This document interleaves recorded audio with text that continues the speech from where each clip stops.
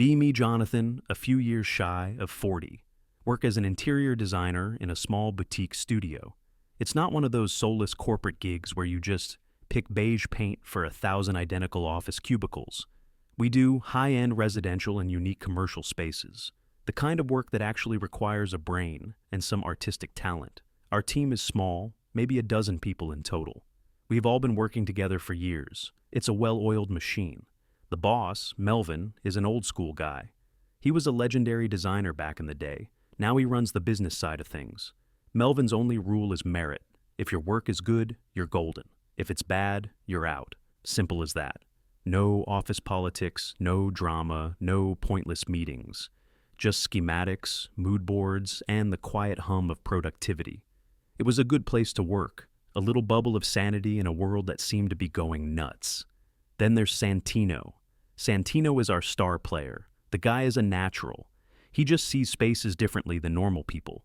He could take a concrete box and turn it into something you'd see on the cover of a magazine. He's not arrogant about it, which is the weird part. He's just quiet, focused, and incredibly good at his job. He pulls in the biggest clients and the most prestigious projects. The rest of us were happy to ride his coattails because his success brought money and stability to the whole firm. Allison is our senior designer, sharp as a tack and with zero patience for nonsense. She's the one who deals with difficult clients and impossible contractors, a true professional. And Miller is our project manager, the guy who handles the numbers, the schedules, the logistics. A man of few words and many spreadsheets. He's the anchor that keeps our creative flights of fancy from crashing into the rocks of reality. For years, this was the rhythm of our lives. Work hard, create beautiful things, get paid. We were good at what we did, and the industry knew it. We had a reputation for quality and for delivering on time. A few months back, maybe late spring, things started to change. Melvin landed a fish. A whale, actually. It was a massive contract with a huge, multinational tech corporation that was building a new headquarters. They wanted a showpiece, a campus that would make their competitors look like they were operating out of a garage. The budget was astronomical, the kind of money that could set our little studio up for the next decade. Melvin was ecstatic, but also nervous. This was the big leagues. We had a big meeting where he laid it all out. The scope, the timeline, the potential. Everyone was buzzing. This was the kind of project you dream about. Then Melvin cleared his throat. He had this look on his face that I'd only seen once before, when he had to tell us a massive shipment of Italian marble had arrived completely shattered. He explained there was a condition in the contract, a non-negotiable clause from the client's corporate social responsibility department. Before we could start the design phase, our entire senior staff had to undergo a mandatory diversity, equity, and inclusion training seminar. The room went silent. You could hear a pin drop. Allison was the first to speak. She asked if it was the standard HR stuff about not being a jerk to your coworkers. Melvin shook his head slowly. It wasn't standard. The client had their own list of approved consultants. They were sending one of their top people to conduct the training personally. It was an all-day event, mandatory attendance. We all knew what this meant. This wasn't about team building. This was an ideological purity test. A low groan went through the room. Miller just closed his eyes and pinched the bridge of his nose. Santino, for his part, just sat there, looking at the floor, not saying a word. Melvin held up his hands. He told us he knew it was garbage, that he fought against it, but the client wouldn't budge. The contract was too important to lose over something like this. His advice was to just sit there, nod, and get through it. One day of nonsense for 5 years of financial security. That was the deal. We all reluctantly agreed. How bad could it really be? The day of the training arrived. It was a Tuesday, I think. The atmosphere in the studio was like a morgue. Nobody was talking. We were all just sitting at our desks, waiting for the executioner to arrive.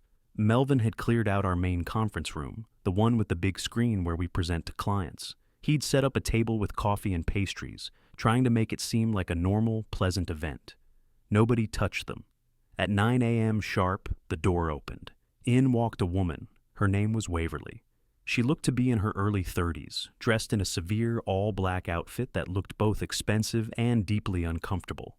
She had an asymmetrical haircut and large, thick-rimmed glasses.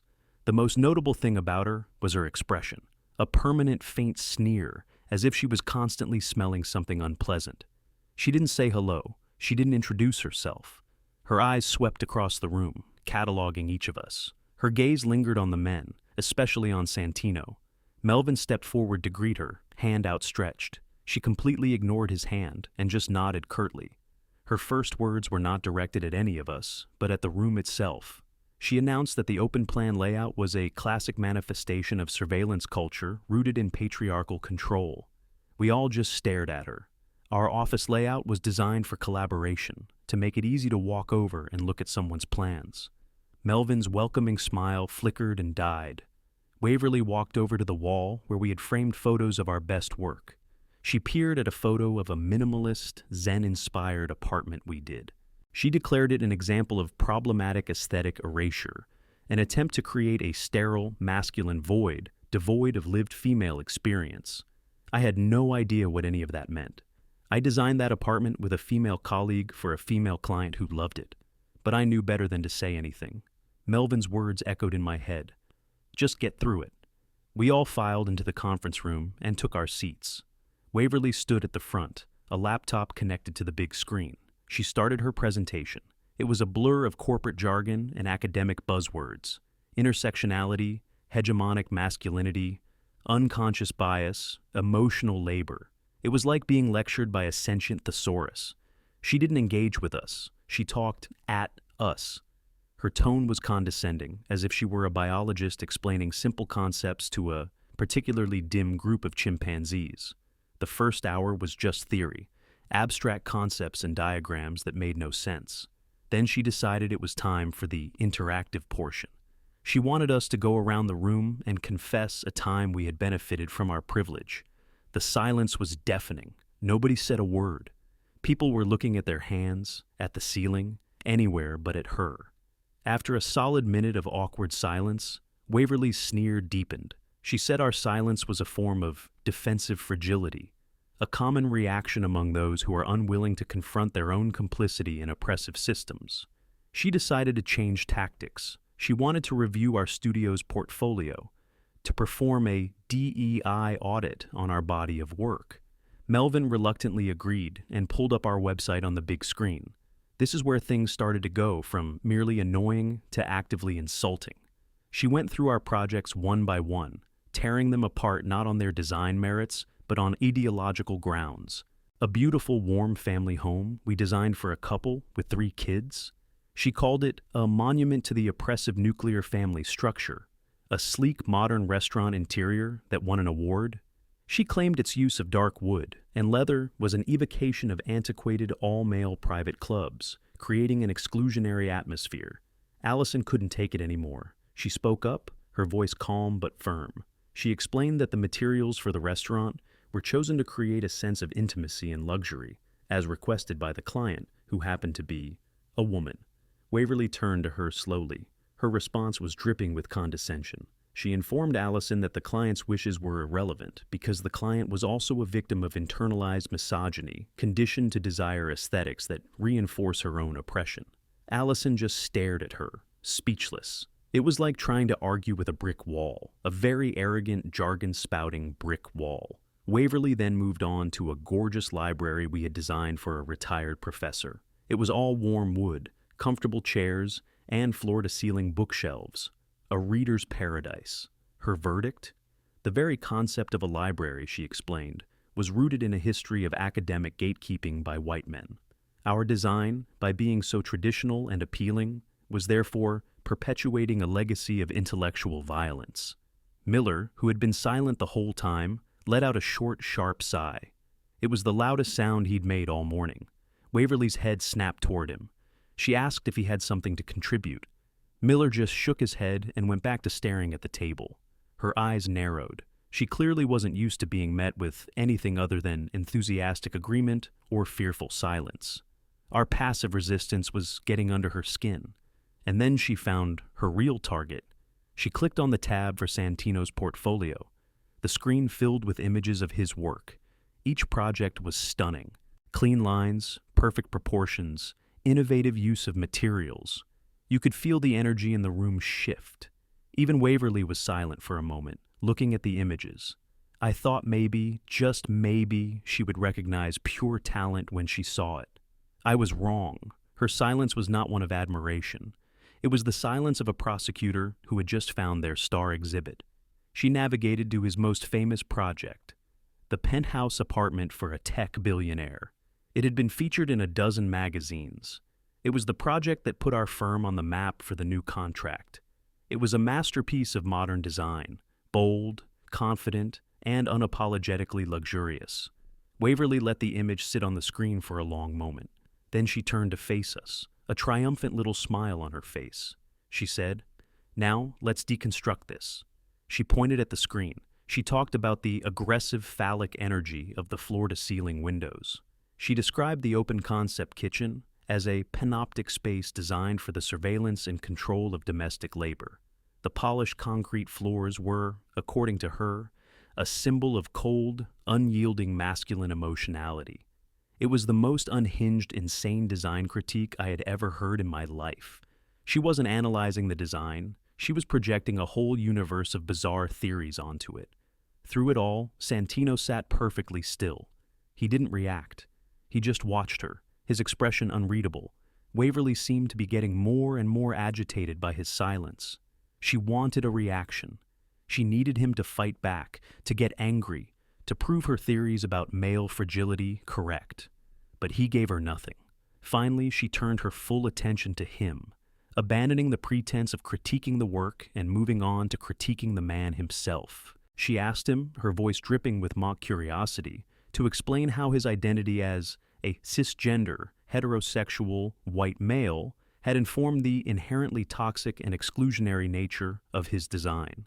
The room got cold. This was no longer a stupid corporate exercise.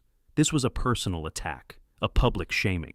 Santino looked at her. His voice, when he finally spoke, was quiet and even. He said, "I designed what I thought the client would love, and he did.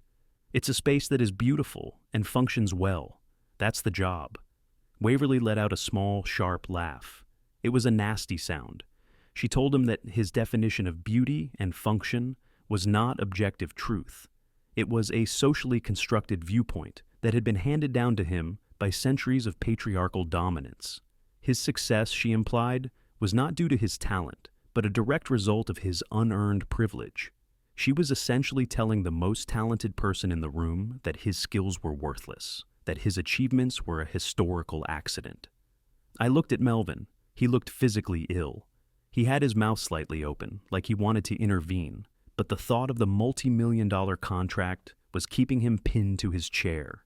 Allison was glaring at Waverly with pure, unadulterated hatred.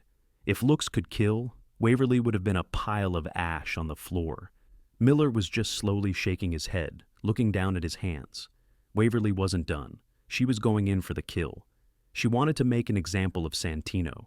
She told the room that for the next exercise, we would all participate in helping Santino understand his own biases. Her plan was for Santino to stand at the front of the room, next to the image of his masterpiece, and publicly identify the problematic elements himself. She wanted him to perform a ritual of self-flagellation, to denounce his own work, his own talent, in front of all of his colleagues. She walked over to the supply table and picked up a black dry erase marker. She held it out to Santino. "Let's begin," she said, her voice full of smug certainty. "Tell us, Santino, where did you go wrong?" The entire room held its breath.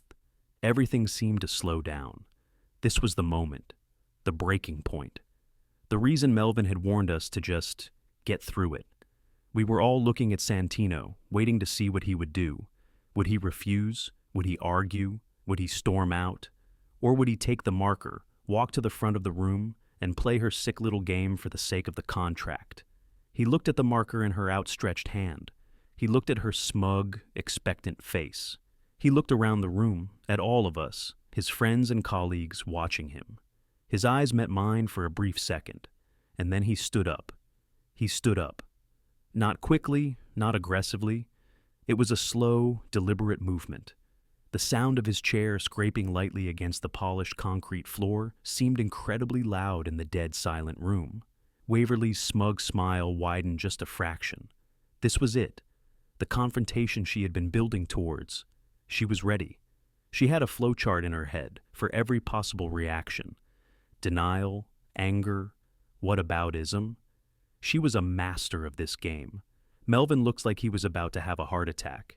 He half rose from his chair, a hand slightly outstretched, as if to tell Santino to just sit down and play along.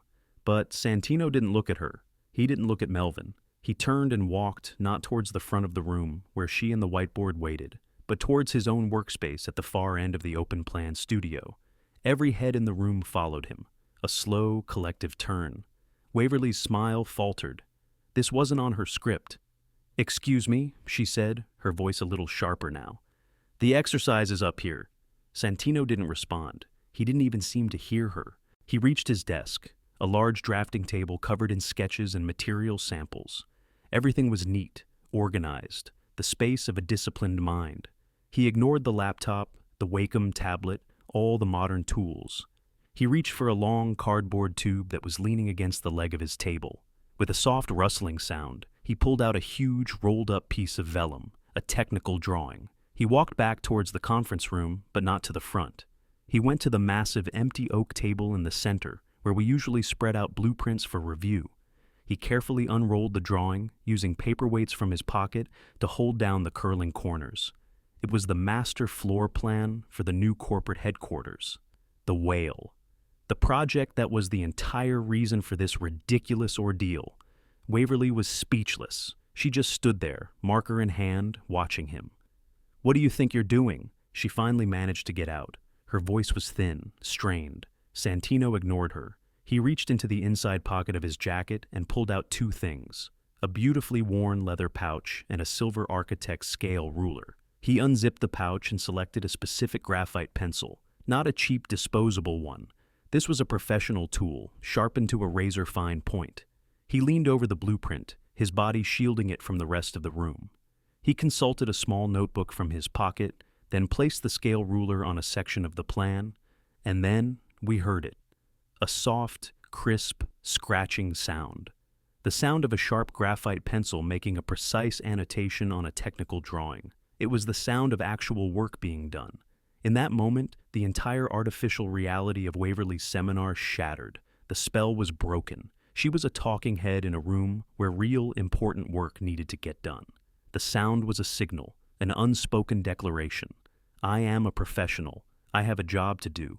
And you are in my way. A few seconds passed. The only sound was Santino's pencil. Then, another sound. A quiet but decisive click. I looked over at Miller, our project manager. He had calmly taken out his big, expensive-looking noise-canceling headphones. The click was the sound of him turning the power on. He slipped them over his ears, and his entire posture changed. He was in his own world now. He opened his laptop, which had been closed on the table in front of him, and a complex spreadsheet instantly filled the screen. His fingers began to fly across the keyboard. He was now, for all intents and purposes, alone in his office. Waverly's face was turning a blotchy red. She looked from the working Santino to the completely oblivious Miller. Her authority was bleeding out all over the conference room floor. She turned her gaze to the rest of us, a look of desperation in her eyes. She needed to get control back. Before she could speak, Allison acted. She didn't look at Waverly. She turned directly to me, her expression all business. Her voice wasn't a whisper, but it wasn't a shout either. It was a normal, professional office volume. "Jonathan," she said, tapping her pen on her notepad. "Did you get the final quote from the stonemasons for the Italian marble? The client wants to see the comparison with the Portuguese limestone by end of day." It was brilliant. She wasn't protesting. She was working. She was pulling me, and by extension the rest of the room, back into our real jobs. I understood immediately. I opened my own laptop. "Just came in this morning," I replied, my fingers clattering on the keys as I opened my email. "I'll forward it to you right now. The price difference is significant." "This is a mandatory training session." Waverly's voice was suddenly shrill. It cut through the quiet hum of activity. "You are required to participate." Nobody looked at her. It was like a switch had been flipped. Another designer across the table started sketching on his tablet. The two junior associates started quietly discussing a lighting fixture catalog. Within the space of about 90 seconds, the entire room had seamlessly transitioned from a captive audience into a functioning design studio. The air was filled with the low murmur of professional conversations, the click of keyboards, the rustle of paper. Waverly was standing alone at the front of the room. The slide on the big screen behind her, showing Santino's problematic penthouse, was completely ignored. She was irrelevant. The public humiliation she had planned for Santino had spectacularly backfired. She was the one being publicly humiliated, not by insults or anger, but by something far more devastating. Total, absolute indifference. Her planned power play had been met with the ultimate power play of competence. We didn't need to argue with her ideology. We just had to do our jobs, and in doing so, reveal her for what she was: a useless obstruction. "I will be reporting this," she shouted, her voice cracked. "This entire office is a hostile work environment. I will report every single one of you to corporate." Santino paused his drawing for a second. He looked up, not at her, but at the large wall clock. He checked it against his own watch, made another small note on the blueprint, and went back to work. He was on a deadline. That was the final blow. Her threats were less important to him than his own schedule. I had to bite the inside of my cheek to keep from laughing. The whole situation was just too perfect. Throughout all of this, Melvin had been sitting at the head of the table, watching everything unfold. I couldn't read his expression. It was a mask of neutrality. He was the one with everything to lose: his business, his reputation, the contract. I saw him take a deep breath. He had a choice to make: back the consultant sent by the client, or back his own team. He stood up. The room didn't go silent this time. The work continued, but the ambient noise level dropped slightly. We were all aware that the final act of this little drama was about to play out. Melvin walked calmly around the table until he was standing next to Waverly. She looked at him with a mixture of fury and hope. She probably thought he was going to step in and enforce her authority. Melvin put on a polite, professional smile. It didn't reach his eyes. "Waverly," he said, his voice calm and even, "thank you for coming in today. You've given us a great deal to consider." It was the most perfect corporate dismissal I'd ever heard. Her jaw dropped. "Consider? They are openly defying the training. This is insubordination."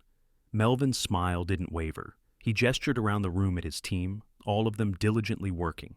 "As you can see," he said smoothly, "we're under a tremendous amount of pressure with the new project. In fact, that's the very project Santino is working on right now, the one for your client." He let that hang in the air for a moment. "We simply can't afford to lose a whole day. Deadlines are deadlines." He then gently placed a hand on her back, not in a friendly way, but in a firm, guiding way. He began to steer her towards the conference room door. "I'll be sure to include a note in our report about how invigorating your session was," he continued, his voice a masterpiece of polite insincerity. "We'll be in touch." She was sputtering, trying to form words, but he gave her no opening. "Hostile, unprofessional, you'll hear from my superiors," she stammered, as he expertly maneuvered her out of the room and into the main studio space. He walked her all the way to the front door. We could hear their muffled voices, then the click of the door closing. Melvin stood at the door for a moment, his back to us. Then he turned around. He looked across the studio at all of us. He looked tired, but relieved. He scanned the room, making eye contact with each of us. He saw a team that had stood together, that had defended its best player, and that had upheld the simple standard of professional dignity. He didn't say a word. He just gave a single, slow, deliberate nod. It was a nod of approval, of thanks, of solidarity. And then he walked back to his office and closed the door. The quiet hum of work continued for another minute. Then Santino straightened up from the blueprint, stretching his back. He looked over at Miller, who was still in his own world with his headphones on. "Hey, Miller," Santino called out, his voice normal again. "When you get a second, I need you to double-check the load-bearing calculations for this main atrium beam. Something looks off." Miller pulled off his headphones as if nothing had happened. "On it," he said, and started typing again. It was over. We had won. Not by shouting or arguing, but by quietly, collectively, choosing to do our jobs. The next 2 weeks were tense. We all half expected to get a furious call from the client's corporate office, telling us the deal was off. Melvin was quiet, didn't mention the incident. We all just put our heads down and worked harder than ever on the proposal for the new headquarters. Santino was a man possessed. He was in early, stayed late. The designs he was producing were the best of his career. It was like the failed attempt to shame him had only fueled his creative fire. He was showing them, and us, that his talent was real. Finally, the day of the big presentation arrived. Melvin, Santino, and Allison went to the client's skyscraper downtown. The rest of us waited at the studio, pretending to work, but mostly just refreshing our emails. They were gone for hours. Just after 4 p.m., Melvin's car pulled into our parking lot. The three of them walked in. They were unsmiling, their faces grim. My stomach dropped. We'd lost. Our little rebellion had cost us everything. Melvin called everyone into the conference room, the same room where the disastrous training had taken place. We all gathered, silent, expecting the worst. Melvin stood at the front of the room, Santino and Allison on either side of him. He looked at us all for a long moment, and then he broke into the biggest, widest grin I had ever seen on his face. "We got it," he said, and the room exploded, cheering, clapping, people hugging. The relief was incredible. After things calmed down, Allison told us what happened. They had presented Santino's designs. The clients were blown away. The CEO himself had come down to look at the plans and had called Santino a genius. Near the end of the meeting, one of the VPs from HR, a woman with a severe haircut just like Waverly's, had cleared her throat. She mentioned that there had been a somewhat negative report from the DEI consultant about her visit to our studio. Melvin said he just looked her in the eye and said, "Waverly? Oh yes. She provided some very interesting perspectives. We'll certainly take her notes under advisement as we proceed." Then the CEO had clapped Santino on the shoulder and said, "Whatever you guys are doing over there, keep doing it. This is exactly the kind of bold, powerful vision we want for our company's future." The HR VP had just shrunk in her chair and said nothing more. The complaint had been neutralized by the sheer, undeniable quality of the work. Competence had trumped ideology. That night, Melvin took us all out for the most expensive dinner and drinks the company account could handle. We didn't talk much about what happened with Waverly. We didn't need to. We just celebrated the victory. A victory for our craft, for our team, and for the simple, quiet dignity of a job well done. It was one of the few times in recent memory I felt like the world actually made sense.